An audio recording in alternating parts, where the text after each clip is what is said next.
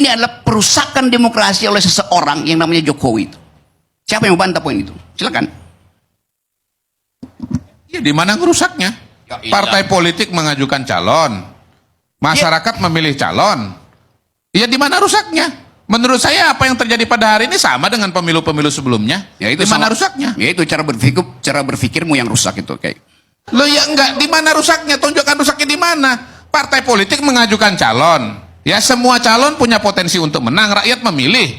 Di mana rusaknya? Kecuali kalau misalnya partai politik nggak bisa mengajukan calon, calonnya cuma satu. Ini calonnya ada 3. Partai politik bisa punya pilihan masing-masing. Nasdem, PKB, PKS mengajukan Anies. Itu PDI undang-undangnya Perjuangan bilang P3 begitu. mengajukan Ganjar. Nggak ada soal di situ. Saya nggak ada urusan dengan yang formil itu. Yang saya mau terangkan adalah perilaku, behavior dari seorang presiden.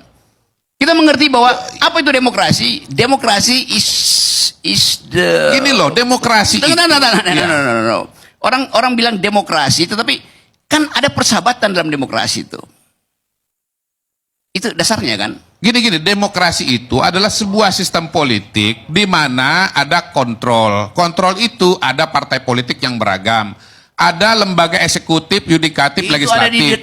Ada pemilihan yang bersifat rutin. Rakyat memilih. Semuanya berjalan kok. Di mana persoalannya? Kecuali pemilunya 5 tahun sekali nggak berjalan. Partai politik nggak bisa mengajukan calon. Di situ baru jadi soal. Di mana soalnya sekarang ini? Oke, udah. Abang setuju nggak semua itu berjalan pada hari ini? Ya, Saya setuju. Yang saya nggak Iya. setuju caramu berpikir yang saya nggak setuju. Iya nggak apa-apa. Oke, saya terangin Saya dulu. juga boleh aja nggak setuju dengan cara bang berpikir. Oke. Tetapi kan nggak bisa membantah bahwa semua proses yang menjadi indikator yang biasa diterima dalam sebuah sistem demokrasi itu berjalan. Poin saya tadi, dengar ya pelan-pelan ya. Menurut Anda Enggak, saya mau cepat-cepat. Saya nggak mau. Saya berpikir saya cepat kok, nggak pelan-pelan, jangan dipaksa jadi pelan. Oke. Semua berawal dari gerakan 3 periode itu. Itu soal lain tuh. Saya mau lihat etik. Jokowi dibesarkan oleh PDIP. Lalu dia rusak PDIP demi ambisi dia tentang kekuasaan. No. Gonna be yours next. Jokowi merusak itu untuk menyelamatkan dinastinya itu. Itu jalan pikirannya kan. Jadi apa yang dia rusak, ide tentang demokrasi itu dasarnya. Ya, bukan sekedar PDIP yang dia Bang, rusak. perbedaan pendapat dalam satu partai politik itu biasa saja. Perbedaan pendapat biasa, Bang. bukan merusak partai politiknya. Di mana merusaknya? Kenapa Di mana Jokowi nggak pro merusaknya? Ganjar? Di mana merusaknya? Astaga. Ya di mana merusaknya sekarang? 80% dari pemilih Indonesia itu lulus kelas 7. Tidak lulus SMP, artinya bagi dia BRAS itu, BLT itu lebih berguna dari debat panggung demokrasi itu. Ya. Kan itu dasarnya kan. Nah karena itu Jokowi juga tahu itu. Mending pelihara orang miskin supaya mudah diarah-arahkan. Mending ciptakan kedunguan supaya mudah dimanipulasi kan itu.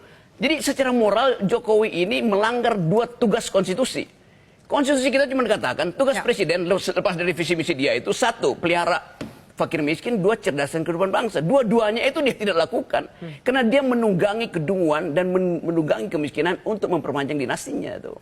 Oke, kembali lagi di channel GR 2045. Salam inspirasi, salam NKRI, harga mati.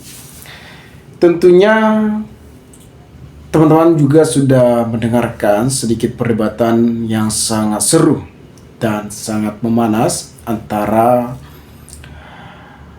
Rocky Gerung dan Kondari mengenai Jokowi Dodo yang dianggap merusak demokrasi ini. Jokowi Dodo adalah mantan presiden yang ke-7, 2 kali menang dan 10 tahun memimpin Republik Indonesia yang kita cintai. Dalam kepemimpinan atau masa jabatan Jokowi,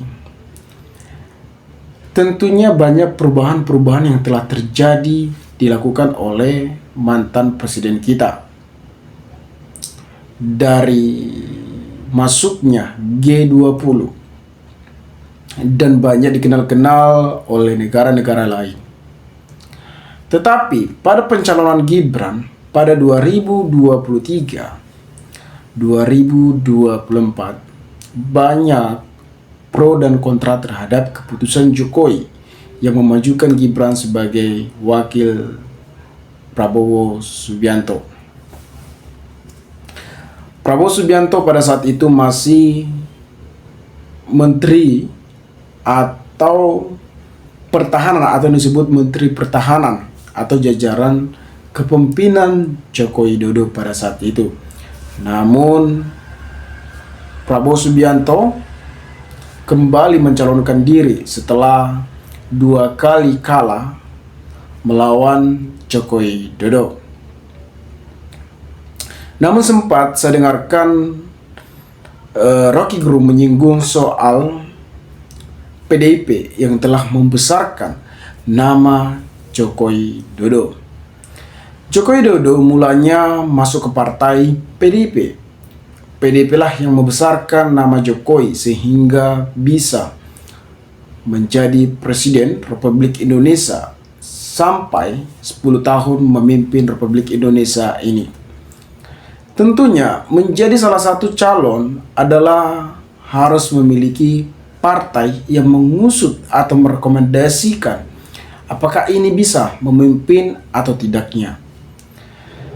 Namun akhir-akhir ini Jokowi banyak dapat julukan sebagai Mulyono dan bahkan dikatakan sebagai politik dinasti, yang dimana Gibran lolos sebagai wakil atau cawapres, yang dimana Mahkamah Konstitusi sebagai tongkat atau memberikan karpet merah terhadap Gibran. Pada saat itu Usman atau Anwar Usman sebagai ketua Mahkamah Konstitusi sebagai adik ipar Jokowi. Kalau kita sebagai anak muda, tentunya kita harus memahami permainan politik atau catur mereka ini. Kita jangan tergiur dengan panasnya di perdebatan, tetapi kita melihat poin-poin apa yang mereka katakan. Betapa ambisinya Jokowi, betapa kejamnya Jokowi meninggalkan partai PDIP yang telah membesarkan namanya. Dia menjadi gubernur DKI Jakarta, dia menjadi presiden. Itu adalah power dari partai PDIP. Namun partai PDIP telah ditinggalkan Jokowi.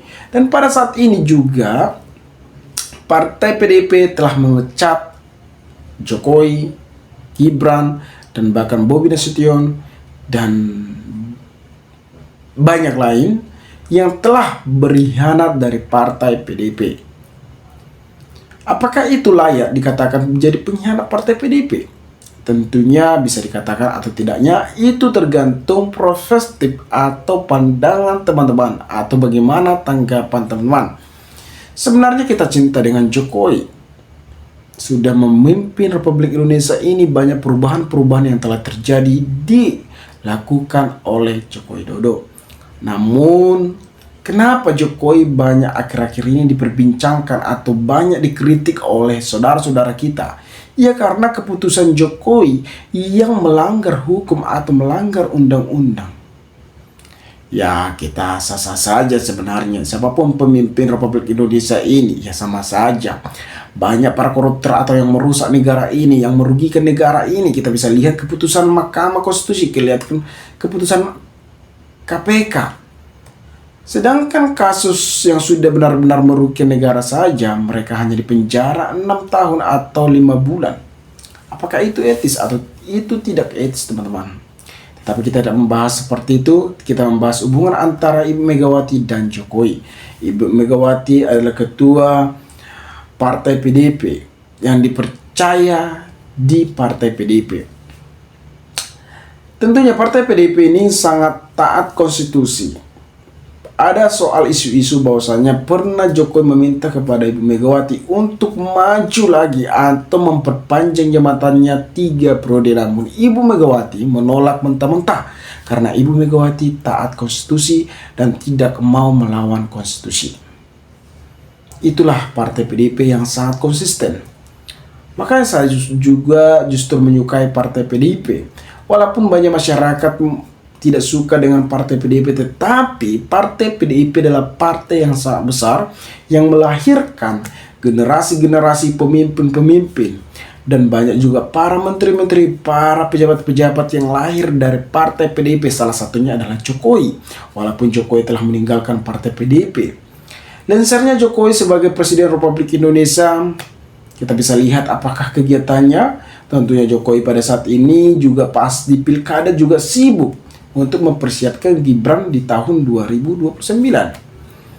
Ya, kita fine-fine aja sebenarnya.